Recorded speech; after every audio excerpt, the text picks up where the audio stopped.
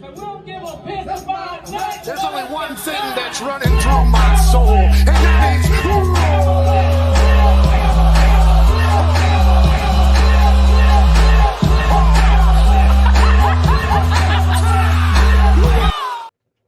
Happy Hump Day.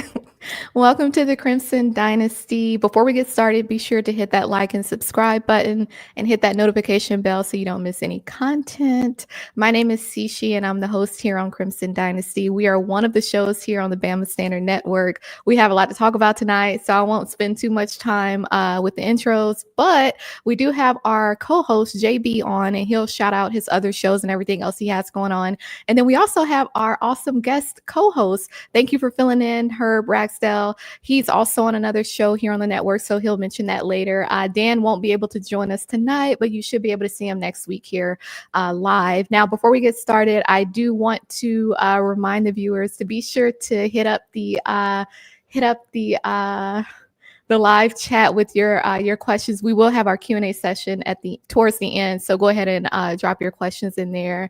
But before we get started, I do want to shout out one of our sponsors, Lamstone Company. We always tell you that if you're looking for a beautiful natural stone to add in your home, don't settle for subpar materials. Check out Lamstone Company's selection of natural stone products to meet all your project needs. They're located in Oneonta, Alabama, one of the oldest and most trusted sources in the state. So contact them today and let them know that we sent you by using promo code the Bama Standard to receive 10% off of your first order. So that was a mouthful, but shout out to Lamstone Company. We do have their website down there in the banner. And also, if you're watching us on X, be sure to head over to our YouTube channel, search the Bama Standard, and be sure to subscribe. Let's just jump right in. We're coming off of March Madness. It didn't go the way that we thought it would go as far as the men and the women, but particularly men. We wanted to kind of talk about, just for a few minutes, what do we really need to do to win a title? Because it seems like the last few years we'll get close enough, we'll get close. It looks like it's in sight. We drop all these threes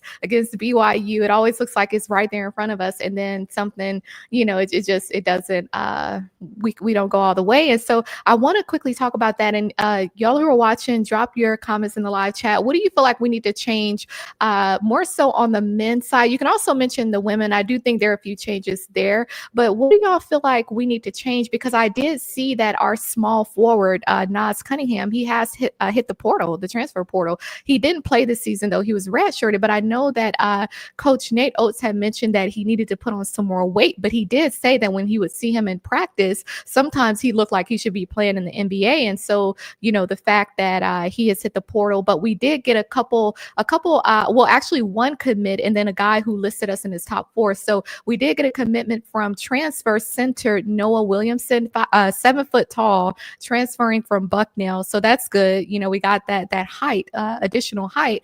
But then we also had a 5-star guy from Cali, Braden Burris, and he listed Alabama in his top 4.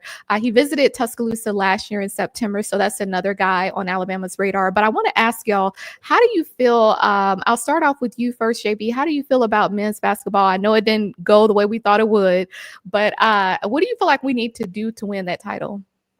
Well, I'm going to start off and say thanks to Mark Sears and Grant Nelson for coming back, back and giving it another shot. They gave it their all, and unfortunately we came up short again. But you said a mouthful. I feel like last year, everybody probably felt the same way last year. We were so close. We were like a one piece away. We needed a big man. And then this year, you make that push. We blow the doors off of BYU, break the 3-point record and whatnot. I felt like that night we should have saved some of that for Duke. I said that. I said, man, y'all chill out. Chill. But bottle it up for another night. No. Yes. I mean, it was extremely too many threes. But I mean, that's what you do. You live by and die by the 3. And it's nothing wrong with Nate Oats' system. I watch the comments and on Twitter, and people's like, this system can't win, and it's a lie. The system can win and it can work.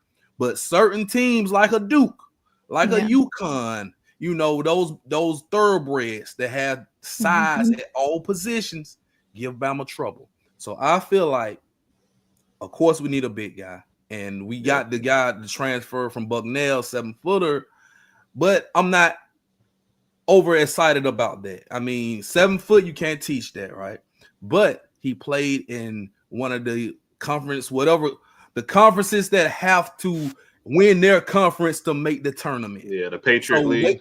Patriot League. They don't play SEC talent. They don't play the top 4 leagues like that, unless it's tournament time, or when they do play them, they get beat down. But regardless of all of that, it's 7 feet. I'm not overly excited because he will get bruised up in the SEC. So, and I'm high on Aiden Sherrill. Hopefully we keep him. He can be the starting center because he can shoot the 3. He's a big body. He's still learning the game because he's young. As a true freshman coming in, playing meaningful minutes, that was big. We need bigger guards. And I know, Herb, you're going to touch on that as well. I'm going to say, shouts out to From, man. He can't be soft. You're absolutely right. You can't be 7 foot and soft, man. Not in the SEC. Oh, that height. Yeah, so he got to show me. You know what I mean? But besides that point, we need big guards. And no disrespect to Mark Sears. I don't want nobody to take this as a slight. But Mark Sears is barely 6 feet tall. He's like 5'10", 5'11". I've seen him in person numerous times. I'm taller than Mark Sears, and I'm listed at 5'11 and a half. So, with all that being said, it's only so much you can do as a small guard who is the leader of the team, the best player on the team. When you go against big guards at 6'5", 6'6", we saw it with Duke. You cannot get in the paint. You can't make plays for others, and you can't make plays for yourself against that size and length.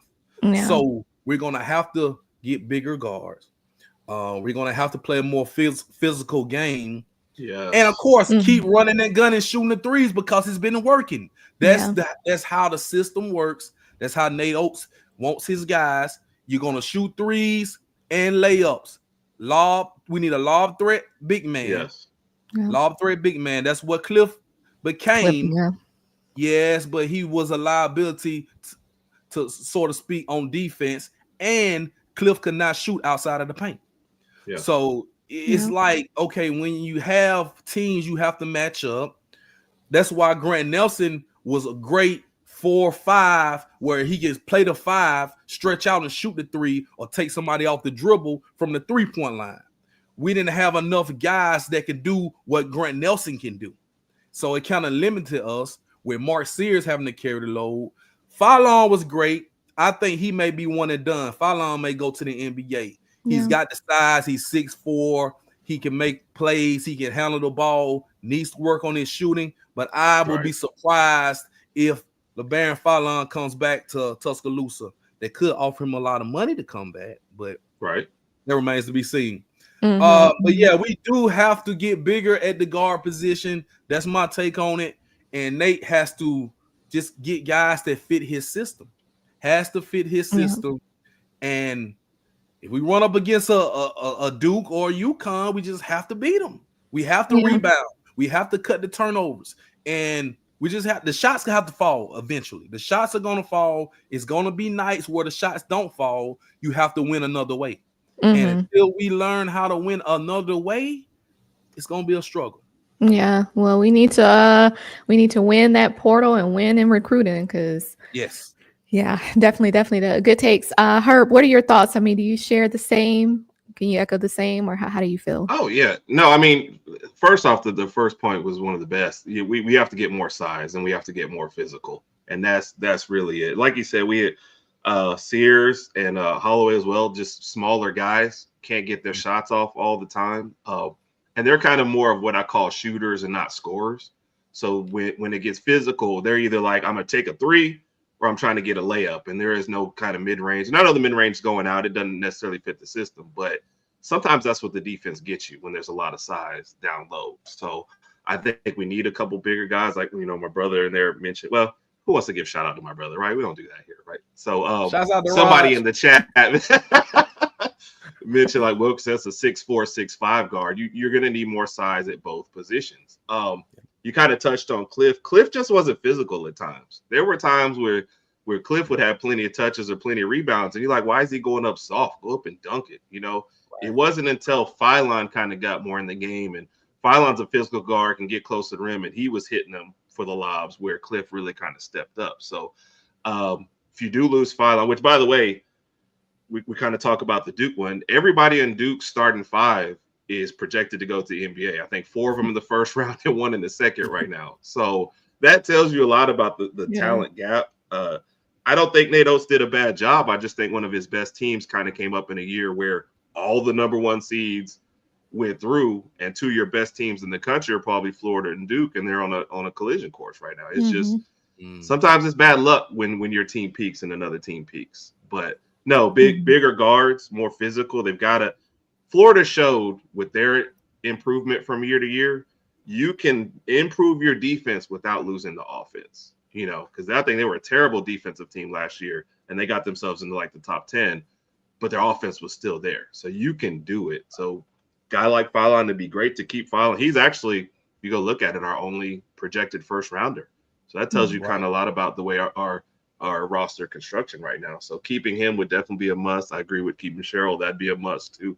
Like I said, getting a 7-footer is great, but we were excited about Cliff, and I don't feel like the most of the year it was just kind of more disappointing. So I feel like Nate Oats is on the right track, and I think JB, you hit it, man. Anybody who thinks that he can't has forgotten what Alabama basketball was before he got here. We weren't talking about being disappointed by a Final Four. We were like, man, I hope the tournament and the Sweet 16 would be nice. So, let's stop all that. And I see somebody in there talks about turnovers. Look, we all do hate the turnovers, but Duke turned the ball over more than we did in the last game, and we lost by 20. So it's not just necessarily that or the system. I will say that has to happen, but we got to get some physical guys that can score in different ways. It can't be, hey, we got to hit 23s to win, or that's it. It's got to be something else. So, but it all comes back to we need size. We got to get size at all positions, and physical size. Not like you said, Grant Nelson was big, but he was. I mean, no offense to him, love the guy. He was great for Bama basketball, but his size, he couldn't be physical the way you really needed to. So. Yeah. All good points. Well, we have a little work to do, but I'm sure we'll get things in order. Let's pivot a little bit and talk about football, what we like to talk about here the most. And I want those in the chat to drop their comments. So it was announced that our general manager, Courtney Morgan, he just signed a huge 3-year contract with Alabama. And just as a reminder, he came over with Coach DeBoer last year, so he has a really good working relationship with Coach DeBoer. They already had that rapport, and he's been huge on the trail as well in terms of recruiting, because we mentioned over the last few episodes here, there's a few recruits that we mentioned where Courtney Morgan alongside Nick Sheridan, Coach DeBoer, they would physically fly out to meet certain players, and Courtney Morgan would join them. And so he's made he's made a huge impact. But one thing to mention about his contract, as some of you remember, last year when he got to Alabama, I believe it was around $500K, and then Coach DeBoer increased it to about $775K. Well, for his contract starting this year, it bumps up to I believe $825, and then each subsequent year, I think it goes up by an additional 5 to 6% each year. So it's a good increase for him. It goes through 2027, but then also there's some incentives that comes along with this. So basically, if we make the SEC championship game, he gets the bonus of $7,500. If we make the playoffs, 12,500, and basically every level of the playoffs, he gets a bonus. And so if we win the Natty, he gets a $50,000 bonus. So they're giving him incentives to where it's basically saying, hey, we're rewarding you for how good you have done, and we want to kind of incentivize you to keep doing as well as you're doing. And Coach DeBoer spoke on him and was essentially saying that he's super critical for the program, and he was saying how he feels like he meshes really, really well with Courtney Morgan. And he's saying that, this is going on the 4th year that he's been working with him, and they just get along very well.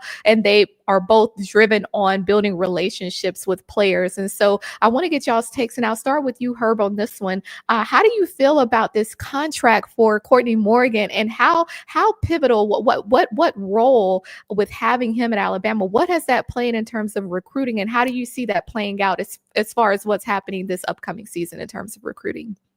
Well, I think overall you're seeing more of a shift towards these general managers in college football, and that kind of shows you around the country everyone else is, and not that makes it a great thing, but some of your better programs are doing that well. I think for DeBoer, keeping continuity for this year was a huge thing. So you want to keep a guy like Courtney. He thought enough of him to bring him from Washington to here.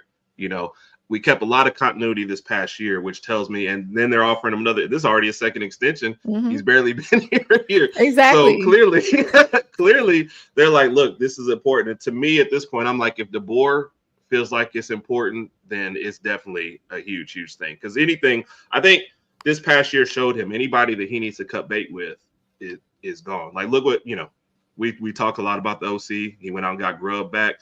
He felt like that was the decision that needed to be made. So him keeping Courtney Morgan, it's important to him, and I think that's huge for the program. He's clearly been paying dividends, not just with player recruitment, but player retention. So, no, I'm on board. I feel like it's well-deserved. Now, you would like to see it end in a title, but I think you got to take steps. I think playoffs are bust this year, but no, very, very well-deserved.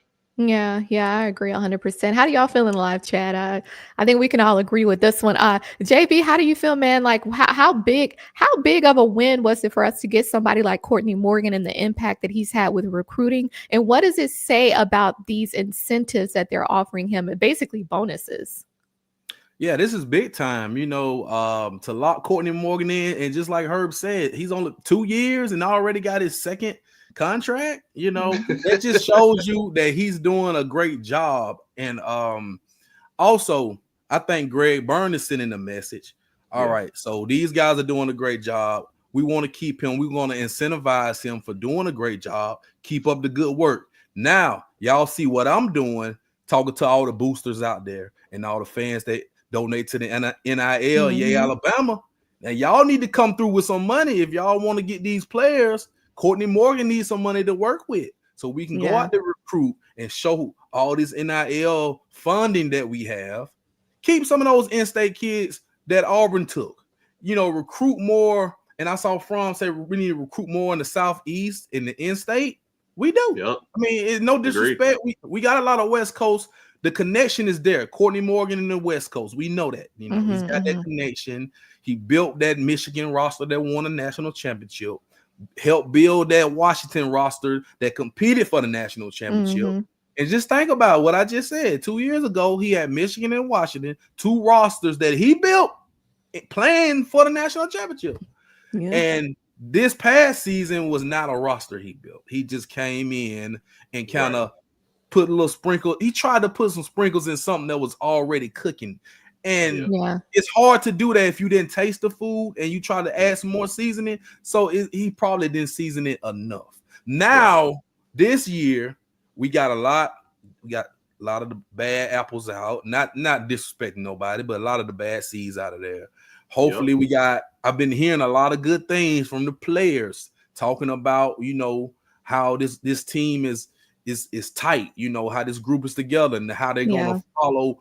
And this Kalen DeBoer. This is Kalen DeBoer's team. This is no longer Nick Saban's. And Courtney Morgan is, I don't want to say he's pulling the strings behind the scenes because it's very much in front of the scenes, but he is helping get a lot of this talent that Bama normally doesn't get, the West Coast guys like that, and some of the guys that may be overlooked, he's getting them to Bama.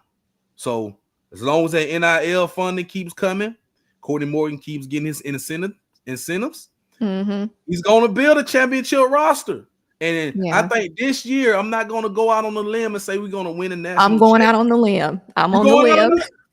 You going out on a limb too? I'm all on that limb. We winning that too. Look, y'all know I don't play no games over here. Alabama winning. You can't look. Y'all can't tell me nothing. This roster that we have, bruh. We have Deontay Lawson back, Justin Jefferson. You talking about LT over? Like, don't get me started. Jaden Roberts. Who else gonna win? Like, I'm literally looking to the right and to the left. Like, who else is gonna win? Like, this is exactly what we have everything that we need. We sat here and we talked after we so-called lost to Michigan and we didn't make the playoffs, all that. We talked about what was needed and we said that the missing puzzle piece for the most part was Coach Grubb. I mean, I'm just saying, Kane Womack got his act together. His daddy had to get out there on the sideline. But I mean, I'm just saying, like, it's right in front of us. You know what I'm saying? Do we not see it? Like, it's literally right in front of us. Don't get me started. Shout out to Linda. Bama is going to do some big things in 2025. I can't wait to my Alabama Crimson Tide, lick 'em and stick 'em and clock it. Exactly. Y'all better know. Y'all better know. Shouts out Linda P. Let's go out on that limb. Let's go out on that. Bama taking that Natty, clock it. Darn right. Y'all better believe it. If anybody gonna claim that Natty is gonna be me, and I may not play football, but y'all gonna, I'm gonna be out there in spirit. I will say that I'll be ready to run through a wall. Yeah, that's what I'm saying. Y'all don't play with me, JB. We going all out on a limb. That limb is broken because we hanging on that limb. Like, look, don't play. If anybody can win, it's gonna be Alabama. We have look at who we have. Like, how can you not? Literally. I know, but we got to know who the starting quarterback is going to be. Well, we know it and we just gonna win. I mean, that's just it. Like, however that plays out, we still gonna win the Natty, and it is what it is. If we got some haters watching, like we usually do, just go ahead and document it today, April 2nd. It ain't April 1st. This ain't no April Fool's joke. April 2nd. See, she said Alabama is winning that Natty. It's just, that's it. Like, I don't know what else to say at this point. I mean, we keep saying it. I see Fran laughing. I see Fran laughing in the chat. I already know what he gonna say. He from the Show Me State. So I'm with you, Fran. I'm from the Show Me State too. But we're always gonna. It seems like the inevitable is right there because it's been 5 years since we won a Natty. It's been 5 years. But let me ask you something, JB.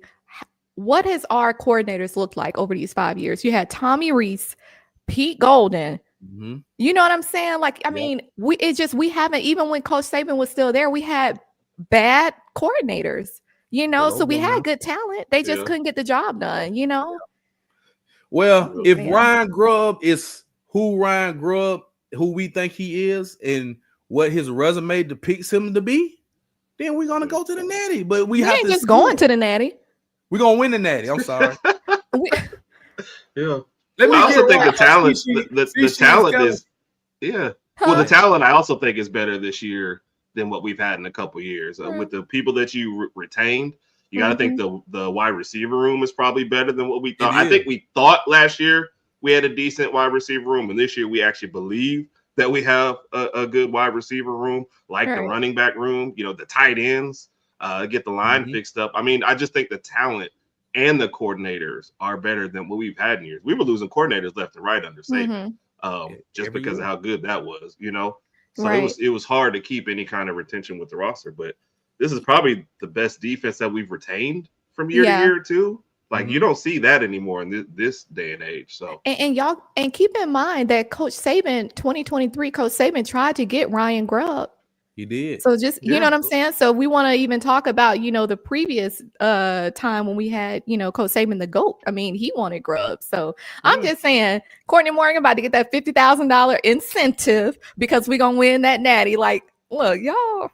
Anyway, we have to move on. But just remember that I said that, like, I don't want to hear nothing else. All right. Well, let's give a shout out to our other sponsor, WhitwillSports.com. We always tell you that your game day is not the same without a title towel. Be sure to order yours and use promo code STANDARD for an exclusive discount. Go ahead and order yours. You may not have it in time for A-Day, but you'll definitely have it in time for the season.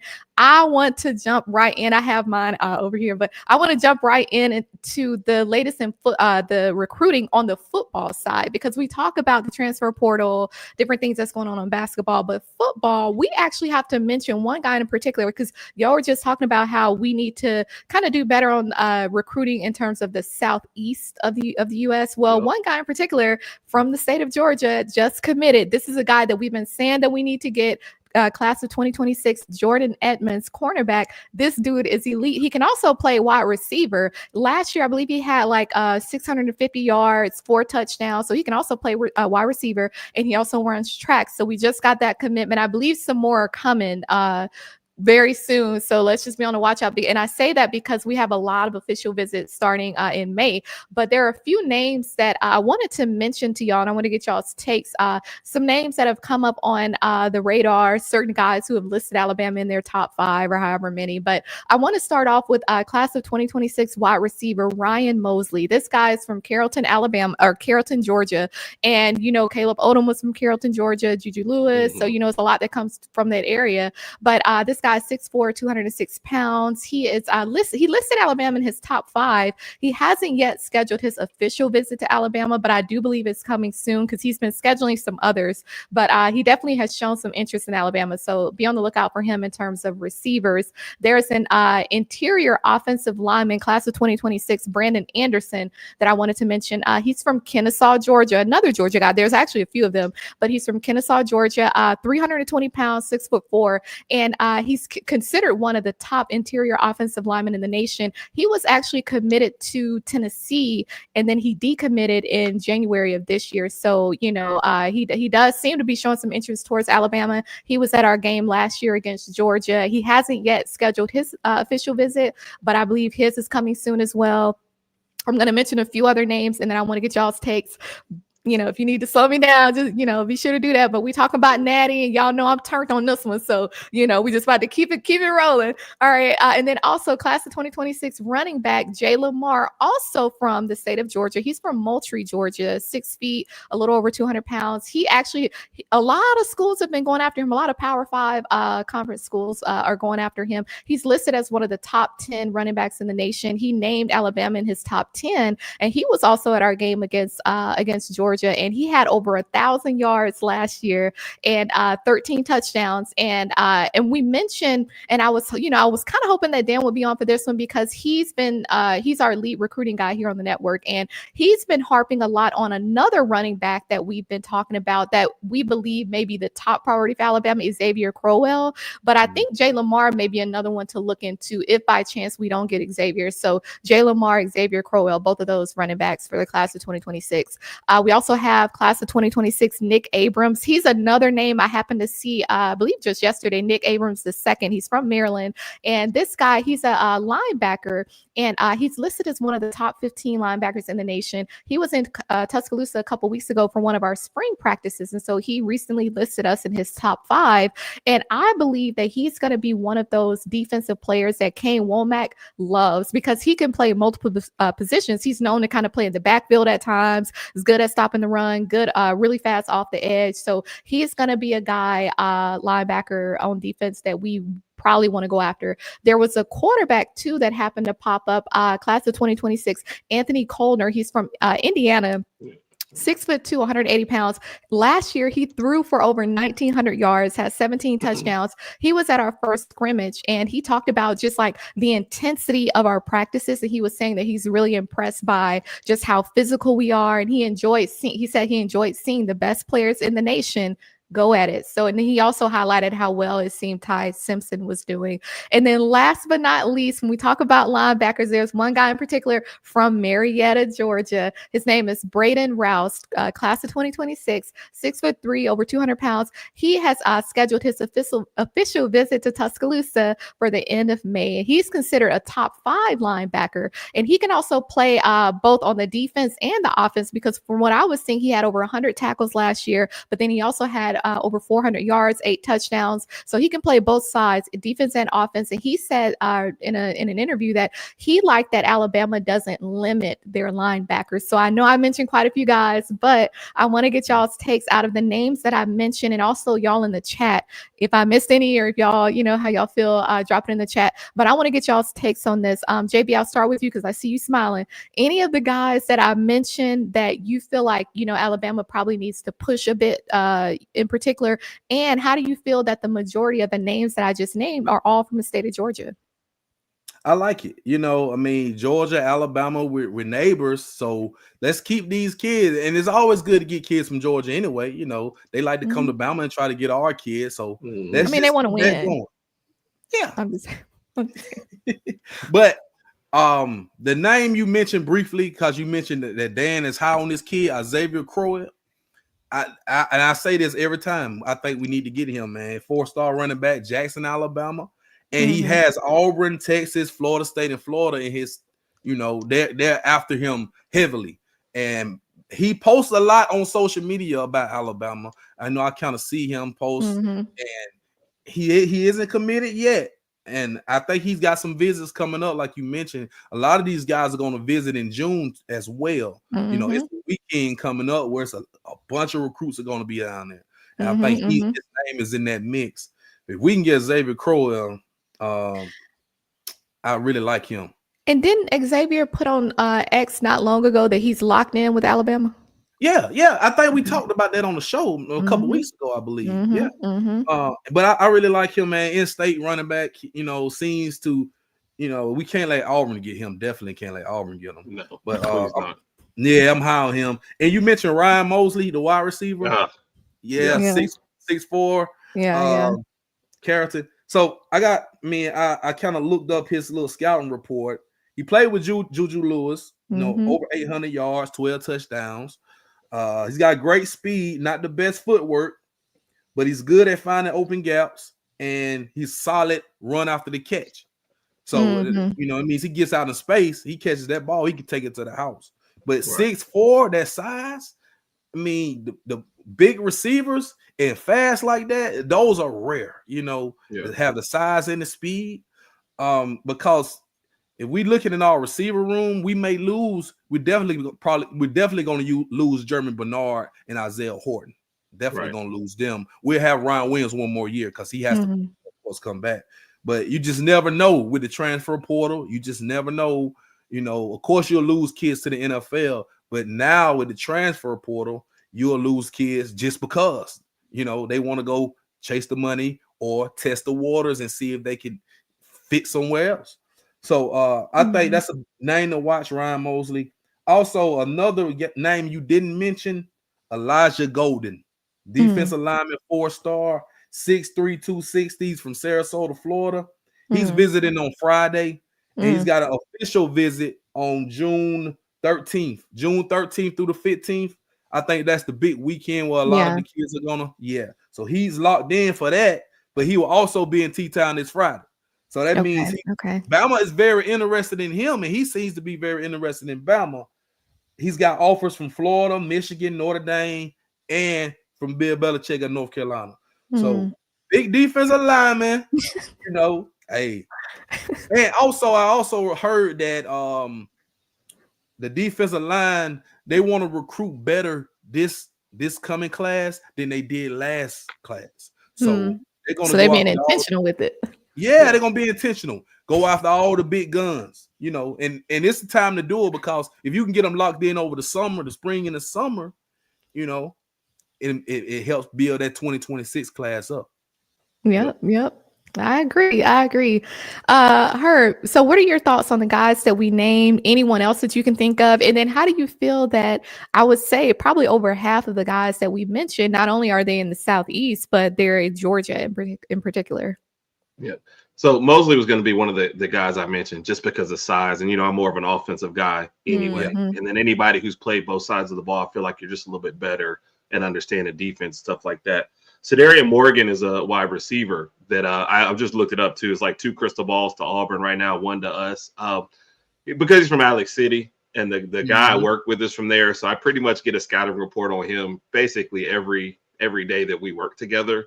So that's like all of a sudden I've gone from, okay, who is he, to like, I really want this guy just so work a little bit easier, but good size, 6'4", 6'5", really well at tracking the ball. Stats not as great because to his own admittance, the quarterback situation was not great. They've actually recruited a new coach and new quarterback this year. So he's a guy you can see pop a little bit more this year, but they said good size, good hands, plays basketball as well. So, just a regular athlete. So that's something I'd like to see. And I feel like the last time I was on here, we kind of even talked about more of an emphasis on in-state recruiting and in the South recruiting. Because I think, like you said, they've been recruiting all over, and we basically can get beat up in Alabama. It's almost like a point where we weren't getting anybody from Alabama and not that much from the Southeast. So I just think they kind of shifted priorities. I feel like they were taking a lot of hits when they first got here, just trying to figure things out. Now I think it's a little bit more focused. And so they're like, okay, look, Southeast is where your better players are going to come from. Let's hit this market and keep some kids in state. Or like you said, stealing people from Georgia, it always makes me happy too as well. So me too. I just feel like they're a little bit more focused this year. Yeah. You know? Sometimes it takes that first year. You know, it's Washington to Alabama and the SEC is a huge jump. We tried to tell them. No way. Yeah. There's just no way to tell it. You know, you can tell them, but you can say, hey, man, don't touch the stove. It's hot. But you know, half the kids, they still got to touch it to see how hot it's hot. So, no, he wasn't ready. He admitted he wasn't ready before he got here. So, but I like the focus, and I think it's not going to be a Harsin situation. I think we're going to be much better. Yeah. All right, and let me add to that. When you said you was talking about Coach DeBoer wasn't ready last year. And he, you know, X and O's, yeah, I mean, he probably have that down pat, but of course you have the culture. It's a big culture shock. You never been to Alabama. Like he mentioned, never been here. So for you to have to move, uproot your family here, take this job under the biggest microscope in college football, following the GOAT of all GOATs in coaching, it had to be nerve-wracking for him, you know? Yeah. So hopefully we get a more comfortable, a more, you know, a better Kalen DeBoer this year, and it'll rub off on the kids. Yeah. I hope so too. Well, let's shift gears a little bit, man, because we've been talking about the coordinators. We have to touch on what's going on with former defensive coordinator, one of the best that we've had at Alabama, at least in the last 20 years, Jeremy Pruitt. So it was announced that he is suing the NCAA for $100 million. And I personally believe that rightfully so. And so essentially he was basically stating, and for those who are not familiar, this kind of goes back to when he was at Tennessee and the allegations that came forward about him, about, you know, them basically paying recruits and all of that. So basically they were violating the statutes of the NCAA. And so essentially, because I was kind of reading through it, and Coach Pruitt was basically stating that he believes that he was made to be the sacrificial lamb for what came out as far as the allegations, because he said that he had a meeting with their chancellor, and in the meeting, the chancellor told him that, you know, look, like, we know that you didn't do anything wrong, but yet he was fired at the same time, and basically was saying, like, you know, how you gonna fire me, but then tell me that you didn't think I did anything wrong? Like, you basically want me to take the brunt of this to basically avoid what I would say them having to give up wins and all of that. So he was, his attorneys was basically saying that they believe the case should be tried by an Alabama jury, just because,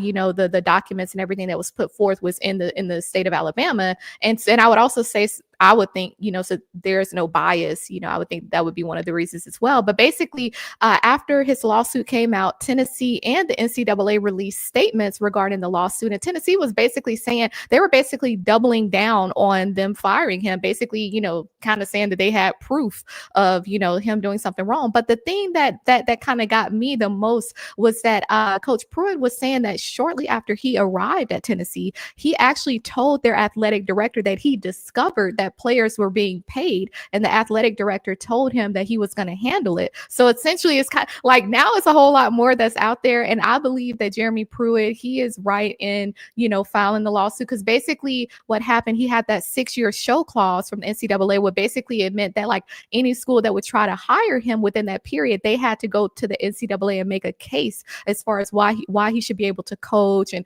he was basically saying that this whole show clause, and basically even reputation, it's damaged his, you know, his finances. Now he's coaching high school. And so when you think about, like, the term and all of that, that's why he's asking for that, for loss of wages, basically. But he did say that, you know, I guess them having a jury and everything, that $100 million is fluid. So I want to get y'all's takes, and also in the chat, how do y'all feel about that? Like, do y'all feel like Jeremy Pruitt, he's kind of like justified in this? I mean, hearing more about what's in the lawsuit and him basically saying that he went to the athletic director and told him, you know, like, hey, I think this is going on. The sad, and I always tell people outside of this, like, you always want to have stuff documented. Like, at the end of the day, everything needs to be documented. So I'm hoping that he has proof that he told the athletic director that. Otherwise, it won't mean anything, you know, in the court of law. So Really quickly, how do y'all feel about this? I'll start with you, Herb. How do you feel about this? Like, did this shock you when you heard about the lawsuit? And then also, do you feel like it's, like, would you say like, okay, that's justifiable that he's, filing a lawsuit? No, only the money amount, shocked me, but it's definite that he's being made to be a scapegoat. He's just probably one of the few that's speaking up against it. But let me just say this: they talking about if they try the case in Alabama, there'll be no bias. Come on. If he tries the case in Alabama, he's getting double the money. They're not even going to hear any deposition. Now, I would say that was from my perspective. I believe they didn't say that, but I think that's one of the reasons why they want it in Alabama. If they put it in Alabama, he's getting double the money. They're not even going to go ahead. How much money? How much money? 100 he asked million? For 100 million. That's what I said. That's the price tag that got me. But think about it. Lord. But you always ask for more because they're probably gonna. It's just like with the job, right? Like you don't go with the first offer. That's what Cassie should have done. Sound like a kid. If I need $10 to go to the store, I'm gonna ask for 20 and see where that is. Like you ask for more than you actually need. Yeah. But I mean, your best point in there too. You hope that he documented something along the way, somewhere to help him win this, but. They're going to end up paying the money to go away at some point. Like you say, okay, we're not giving you 100, but we'll give you 20 to just shut up and go out the door. But yeah, they're using them as a scapegoat. I think every university, that's probably almost every business. That's probably one of the first things you set up. Who's taking the fall when all this falls apart? And it just happened to be Pruitt. I think the 8 other people got fired with him when the whole thing went down. And it affected their recruiting or how many something. Only for the moment though. I mean, they made the playoffs this past year, so everything now is a blip in the road. It's just funny to get caught for paying recruits, and then NIL came out anyway, so nobody cares anymore. Thank you. That's the biggest thing to me. But and if they're gonna talk about something, talk about with Nico Iamaleava, how they were. Look, don't get me started with that one, because good point. I'm just saying. And no, I didn't. I'm not DMing Pruitt asking if I could hold something until after he wins a lawsuit. Like right now he broke and got no job. So I ain't trying, I might let him hold 5 right now and just put some interest on it when the lawsuit comes through, So no, but none of it's surprising to me. We only cared Alabama fans because we wanted Pruitt to come back before Womack got his act together, and because we hate Tennessee. So otherwise, this would just, if this was Boise State under, we'd be like, okay, but because it's Pruitt, that's why. Yeah. Right. I agree. JV, what are your thoughts? How do you feel about this lawsuit? Herb is absolutely right, man. We hate Tennessee. We want them to go down. They go down. We wanted Pruitt back. And before Saban retired, we was like, why do we bring Pruitt back? Let him be an analyst. Let him go to coaching rehab. But the NCAA hating on Jeremy Pruitt for for something that happened years ago. Now, I wonder, is it a statute of limitation in all of this? Because in the court of law is a statute of limitation for certain things. This happened years ago. Everything is legal now. He's got that show cause. Oh, you talking about for that? He already signed something, so I think he's done for a little while, right? Yeah, well, but when you think about like how long ago it's been since he's been fired, and then the fact that the lawsuit is coming out now, I'm sure there were statute of limitations. Like the Reggie Bush thing. Just give him his high. Yeah.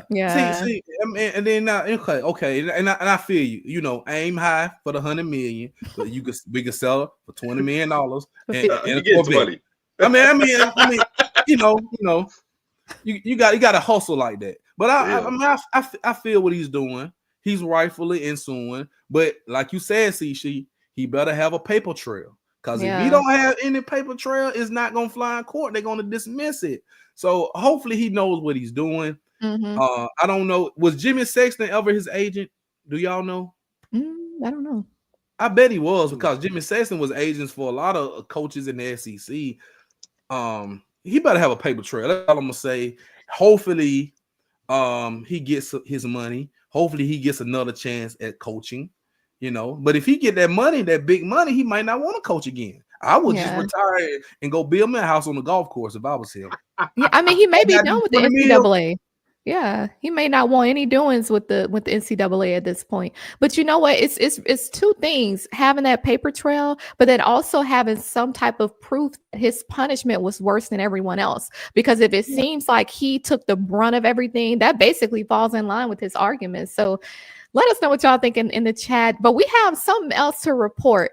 And it seemed like every time we have an episode here is something else with Michigan. They're in trouble again. It's always something with them, right? But see, this is a lot worse. This now FBI is involved.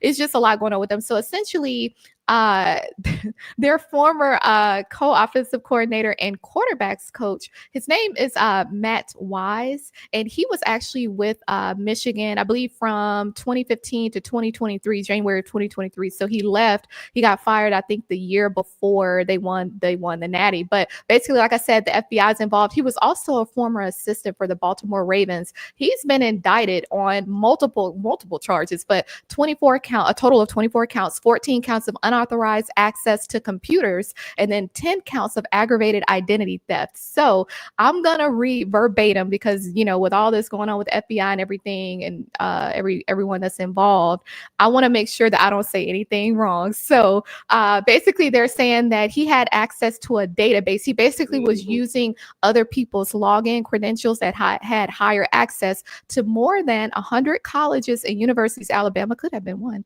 that were maintained by a third-party vendor. And basically, after he had access to the databases, he downloaded the personal identifiable information and medical data of over more than 150,000 athletes. And so basically, they could tell from his internet research that he had access to these players' social media, their email accounts, and their cloud storage, which would be their cell phones. And he targeted 2,000 athletes in particular. For whatever reason, it was roughly 2,000 that he specifically went after to get their information. It says that he illegally obtained access to their accounts, and it's also over 1,000 that were former athletes across the nation, former and alumni athletes. So basically it was saying that he had like the photos, videos, and it was like some of it was like intimate, documents and all of this stuff, intimate photos. And from the sound of it, the attorneys are trying to prosecute him very quickly. They had the FBI Cyber Task Force involved and the University of Michigan Police Department as well. They're supposed to be working together on this.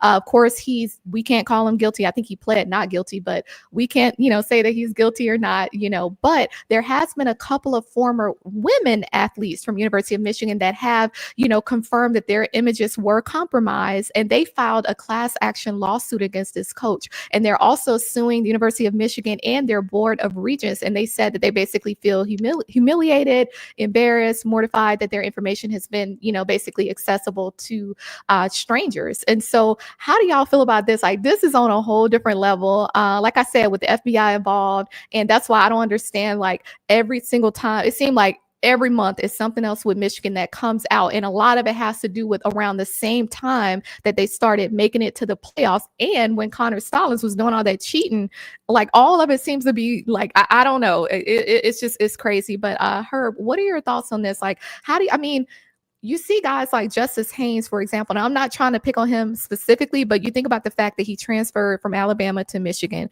You see different guys. I think that quarterback is Bryce Underwood, the one that they're paying all that money to go to Michigan. It makes you question what type of impact this is going to have, because even their head coach now, Moore, it was said that he deleted a bunch of texts that he had with Connor Stallings. And, so it's so much going on. What are your thoughts, Herb? Like, how do you feel? And do you feel like, schools need to do more as far as the security and privacy when they're working with these third-party vendors? Yeah, so this one is actually even a little bit worse in there too, because he also had detailed notes about the females. I mean, this is, stalker, super stalker level. He's a predator. Yeah, for sure. I mean, that was a little bit too much. And it's like it's separate from kind of the football stuff, but it's still happening at the same university. So we had a Michigan guy on our podcast one time, and he said one reason why he didn't want Moore to get hired as coach is not against Moore, but he wanted somebody totally new from outside, because it was time to kind of wash the whole, hey, great, we won the title, but let's wash all this away and get a whole new thing in here. So when sanctions or whatever finally come down, it doesn't touch the current person. So that's another reason why he wanted Moore out of there. But when you see so many from one university, you have to think, like, were you guys just willing to do whatever it took to get a title? And you just said, I know we joke on it, like Ohio State, I wish we would have paid $20 million to get a team, but I'm not saying let's throw all your morals out the window just to get whatever. So it's a bad look. But my fear in all of this with the football thing and with this is everything moves so slow when it's not like a movie and we got to wrap it up in 2 hours. It's going to be 4 or 5 years before we ever find out the full, extent, who's going to get punished, what kind of trouble. So I'm glad those ladies went ahead and filed their lawsuit, man. I hope they get something sort of justice from this, whatever that may be. But this is just sad. That's just way too far. I don't understand. Yeah, I don't get any of it. You should be out there coaching. Yeah, so. Yeah. But nothing will be, to the question right there, what will be done about it? The people that will be punished will have nothing to do with this whole thing. 5 years from now, they'll put some sanctions down. Whoever's currently on the team will get in trouble, or they'll have to miss a bowl, or something will happen to them. And it'll be people who weren't even around at this point. Harbaugh's already moved on. You're not going to chase him to the NFL to try it. You'll say, hey, you can't come back to college. Well, he wouldn't come back anyway. He left fast, though. Yeah. Well, can you blame him? He was driving a getaway car. So he's like, okay, let's go. So, yeah, I'm surprised more stayed. I guess, head coaching, you must really think that you're insulated to go ahead and stay at the university where you did the crime. They already it's like told robbing a the bank and then going had. to be a teller. Like, that doesn't make sense to me. So yeah, that's crazy. Well, I don't know, but it's very interesting that all of them were around there at the same time trying to do whatever to get them a natty, but yeah, they're gonna have to do something about that. JB, what do you think about this? I know this one is a lot more serious than the other, allegations and other things that's going on. But what do you think? Man, this seems like it's worse than the Diddy case. Mm-hmm. All of that stuff you was just saying. It's like predator, like stalkerish. Yes. You got all these people information. First of all, how did he get locked in to get all these people iCloud information? I mean, so he done tapped into some black market type stuff. He going to the feds. Let's just put it out there. If they got all this evidence on him, he's going to the feds. Man. And you mean to tell me Harbaugh didn't know nothing about this? That's what I said. Harbaugh there? The whole time. I think Harbaugh was there the whole time. Yeah, if I'm not mistaken. He was there. He's claimed that he doesn't know anything about anything, though. That's his whole. That's some bull job. That's some bull job. Listen. Like you say, Harbaugh was in the getaway car. Harbaugh won that national championship. The next day he was gone, and I already knew he already had the deal locked up with the Chargers before he even won a national championship. How you leave that fast? He left. That's what just like that. He knew what was coming down the pipeline. He set up Sharon Moore to get paid. So. You say, all right, Harbaugh, you leaving us? Who gonna be our coach? Oh, you got your coach right here. He already coached y'all and won games when Harbaugh was suspended. So you mean to tell me if Harbaugh would have came back, he was gonna get suspended again? Yeah. They were gonna drop the hammer on Harbaugh. He got out of Dodge quick. Now, Sharon Moore wasn't the head coach, but he was on the staff. He knew about this too. Everybody that was on that staff knew about this. It's no way that they can say they didn't. Yeah, no way. Deleted text messages tell you that. Yeah, and even look at the length of time that this guy Matt Wise was there, 2015 to 2023, 8 years. And you mean to tell me that nobody knew anything? I think what I was reading, it was saying that basically he faces like 5 years for every count. It's 14 counts of the unauthorized access. So up to 5 years for every one of those counts, and then up to 2 years for all 10 counts of aggravated identity theft. He's in his 40s. I don't know if he has a family or not, but I know that if these allegations are true, he needs some help like ASAP. Because that's who would even think to do something like that? You know what I'm saying? Like, anyway, okay, we coming up on time, y'all. Huh? Yeah, it depends if he followed up on a lot of that stuff. Like you can see 10 to 20 years if he can get convicted easily. 10 to 20 years. Yeah. He gonna have to take a plea deal like that. This is some serious stuff you read off. I didn't even know it was that deep, but now that you mention all that, he going down, and I believe Michigan is going to go down as well. It may be 3 to 5 years, 7 years down the line. And do I feel sorry for him? Hell no. They got that championship out of it. Harbaugh dipped. So whatever happens to Michigan is going to happen to them. And they're going to reap what they sow. They're going to definitely reap what they've sown. Yeah. Those girls filing the class action lawsuit, with it being a class action lawsuit, I'm sure it's going to be, but it was athletes across the nation. So more of them need to find out if their information was compromised. But to hack somebody's iCloud, like you on their phone now, you going in their social media, like that's on a whole different level. And I think that third party vendor has to be scrutinized as well, because it doesn't matter whose credentials, can log into it. I mean, no one on that football staff should have had the level of authority to be able to see that type of information. Like I could see a medical staff to some degree, but not people's phones and social media like that. You can't, So that third party vendor needs to come under scrutiny too. Well, I know this is touchy, y'all, but drop your comments. Okay, it's time for the Q&A, because I know we've been talking a lot about this, but let's just see what questions we have, and we'll go from there. All right, shout out to Jackson Johnson. I think Bama has a shot at the Natty as long as they have Nate Oats as the head coach. Honestly, I didn't even think it was possible for Bama basketball to go to a Sweet 16, let alone a final year ago of the Final Four. I agree. He's turned the program around pretty quickly. Yeah. We've got to the point where we're actually disappointed to not make a Final Four. That's huge strides. You never would have thought of this right before he got here. So yeah, can we be disappointed? Yeah, but not in Oats, man. That's all 4 number 1 seeds made it. We were a number 2 seed. It's not like we were a 10 and hoping for the best. We were right there. So right. And you know what? They're gonna have to pony up some more money to pay Nate, because those NBA teams are gonna be after him. Yeah. He's a perfect prototypical new age NBA coach. Watch out for Charlotte Hornets. Watch out for Memphis Grizzlies. Watch out for a lot of those teams who are gonna need coaches as soon as this summer. Yeah, don't go to Charlotte though. Don't do the Hornets. Not Hornets. All right, good question.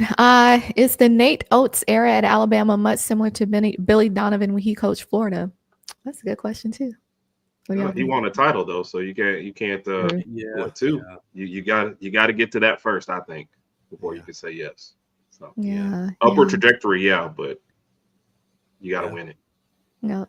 Like they used to say, close but no cigar. Not yet. Mm-hmm. All right. Shout out to Ephraim. Did basketball staff lose another coach? We did.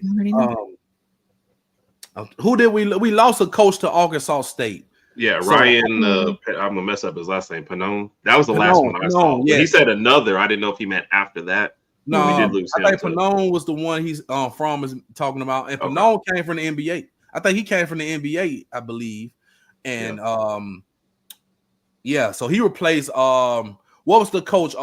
Not Hartson, but I forgot his last. I can't remember his last name. He was the coach of Arkansas State. Now he's moved on to coach South Florida. You know what I'm talking about, Herb? Yeah. I just can't think of his last name right now, but so we're losing coaching. We're losing coaches on our coaching staff to go be head. Yeah, Brian Hodgson. Yeah. So it's getting like football now. We losing coordinators to go be head coaches to other teams. Now you see they announced that one like a week ago. We were still playing when they announced him leaving. So this is what happens when you're successful, man. And you can't really hate on the guys. If you have aspirations of being a head coach, I mean, what are you supposed to say? Yeah. You're never supposed to hold a man back from, elevating. So agreed. More power to the guys. All right. Shout out to Joe Edwards. Who do we need more, Steven or Reed? I think he's Stevenson. Yeah. Well, man. This is an interesting one. Yeah. I kind of want to see more of Reed, because Stevenson was maddening at times with his height, and he hit a couple threes, and it just seemed like he would disappear. Consistent. Yeah. He was really inconsistent. But Stevenson's a little taller, so you would think it's 6'11", but I don't feel like he plays like a 6'11". You never really saw him being physical, blocking any shot. And one of my worst memories was he's the guy that let the rebound go by him against Tennessee and ended up fouling that helped them, tie the game. So it's just after that, I just don't have any memorable stuff from Stevenson for the whole year. So it's like I feel bad for saying that, but I just kind of want to see a little bit more Reed. Like I said, I know you lose about 3 inches, but I'd rather see what he could do out there. Yeah. My 2 cents, I think Stevenson hits the portal. I think he goes North Carolina. He's from, he's from the area. I think he goes North Carolina. Darren Reed. You didn't see a lot from Reed. You know what I mean? So you know what, Herb? I don't think he fits the system. I see him more of a Kawhi Leonard, Paul George type. I don't think he's a mid-range guy. I don't think he fits the system. I think he needs the ball in his hand. He's a potential guy that can give you 20 points a game if he has the ball in his hand, but he's not a guard. He's more like he's more like a three that can play the two. I don't know. I mean, if he comes back, I just don't think he fits NATO's system. No disrespect to the player, because he's a great athlete, 5-star. He's one of the highest rated players coming in, and he dealt with injuries, but I just don't see him fitting this system. Yeah. So I guess our answer is almost like neither. You know, if both of them were here, I wouldn't be shocked. You know, so. Yeah. And like I said, no disrespect to either one. It's just from what we've seen and kind of what you've recruited and what you're going after, just, you know, neither one of them is really clicking. So that's a good point on Reed. All right. Shout out to King Crazy. First of all, my name is not C'Chi. I don't know, no, it's C''CHI. Okay. But shout out to you. How you remember when I said that Booger McFarland looks like a raisinette? He does. He looks like a milk dud, like a Whopper. He always has something to say about Alabama. He's a big Ninja Turtle sitting up there talking about Alabama all the time. I mean, he's still sour because Alabama's still the standard. Like, he does look like a raisinette. So it is. Hey, shouts out to Justin for highlighting that, because when I saw it in the chat, I chuckled. I didn't even see it. I said, man, come on, man. How you remember that though? I hadn't said that in a while. You said that around playoff time. That he like a raisinette because he always has something to say, like a big box of Whoppers or something, like just sitting up there with their head just bobbling all over the place. Just always got something to say. Hey, be quiet. Don't call her C'Chi no more. It's C'Chi. I cannot stand that. She don't like that. I cannot stand that. Anywho, thank you for the comment. Shout out to Brian Russell. Man, I just wish Bach would concentrate on being an excellent DB. Well, y'all know I've been asking, do we think we'll see Jalen Mbakwe out there playing at wide receiver? Ooh. I mean, for A-Day at least. You know, the competition at wide receiver is just getting worse and worse, especially if that's not the position you started out as at Alabama. It's tough. Yeah. You think different, JB, or I see the chin rubbing? No. I was going to say I hope a lot of these kids don't see what Travis Hunter did and try to do it, because he's a generational talent. You know what I mean? And I don't know, man. I agree with Brian, though. I agree with Brian, because, I mean, I think he's more needed on the defensive end than on the offensive end. Yeah, definitely. Yeah. Let's see. Okay, shout out to Linda P. Do you think rotating players will keep them out of the portal? Definitely. Absolutely. And I think that's what Ryan Grubb is. I think that's what he's going to do well, especially with the offense. You still have Jalen Hill coming off injury, Cole Adams coming off injury. You got Rico Scott. So we talk about the Jeremy Bernards, Ryan Williams, Isaiah Horton, but then you look at those guys, Jalen Hill is going to go off. Cole Adams showed to some degree what he can do. You know, then you have the Derek Meadows coming in. You know, you have Latsier. Like, it's a wrap. Y'all better go get that national championship, because we're going to have it anyway. So, I mean, y'all might as well go ahead and just go get it and hand it to Alabama. Like, go ahead and have the confetti and the T-shirts and all the other stuff, because y'all can't tell me nothing. Like, ain't no way. Latsier Brooks, what? Yeah. Isaiah Horton, come on. Ryan, if these players, if they get out of their feelings, and, you know, if let's say you're struggling in a game and you don't get as many plays that game because you're struggling, let somebody else come in and get some shell of sugar. You know, I said this before. I mean, if you 7-8 deep at wide receiver, why not let some more guys come in there and get some love? If they're performing on that level, if they are performing up to par where they can get some burn, let them play. Yeah. Why not? Yeah. And you don't need the especially if your goal is NFL. They watch tape, and I think Coach Saban said at one time, man, if you only get 10 carries in the game, they'll look at those 10 carries and evaluate the heck out of that. So, man, there's enough for everybody. I think the biggest thing about the portal is you have a good play, and then everybody starts coming after you. So that's the tougher thing with as much tampering goes on. So I think that's all you can do. You can give a guy playing time, see what he can do, and then after a coach, that's it for you, you know. Whatever after that, whatever happens. So yeah. And you know they're gonna entice these kids with money and playing time. Both. And lie to you. They say we're gonna give you 300,000, but only give you 150. We're gonna give you all this playing time, but you wind up on the bench. So yeah, and see that and look, and that's something else that we need to talk about here because it's some former Florida State players that are suing.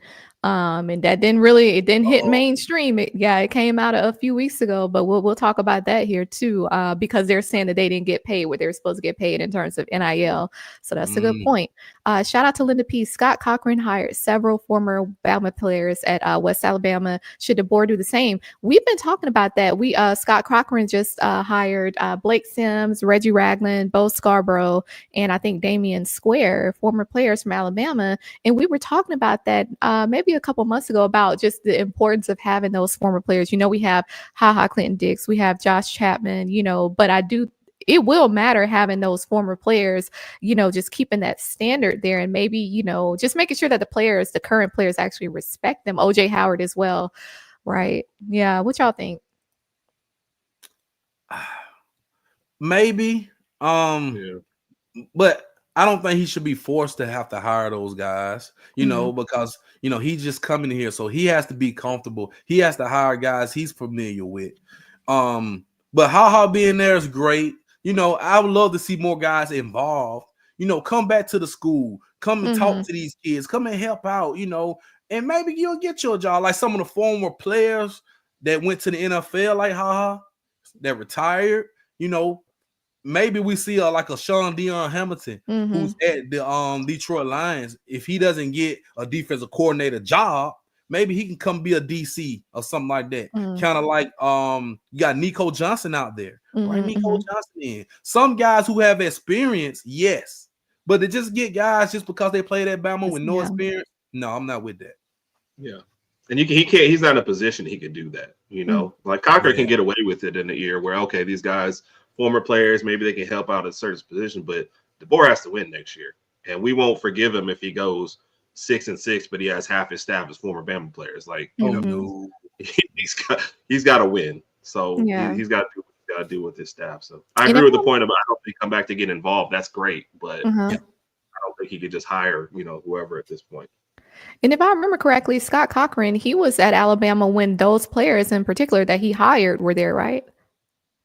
The Reggie Raglands, Blake, all of them. I think he was there. Yeah. Okay. So he already had that relationship with most of them. Yeah. All right. I think that is the last question. Okay. Well, Howard, you mentioned OJ Howard. OJ Howard's going to be the Courtney Morgan of West Alabama. Yeah. He's the general manager, I think. Okay. Well, that's good. West Alabama about to do something.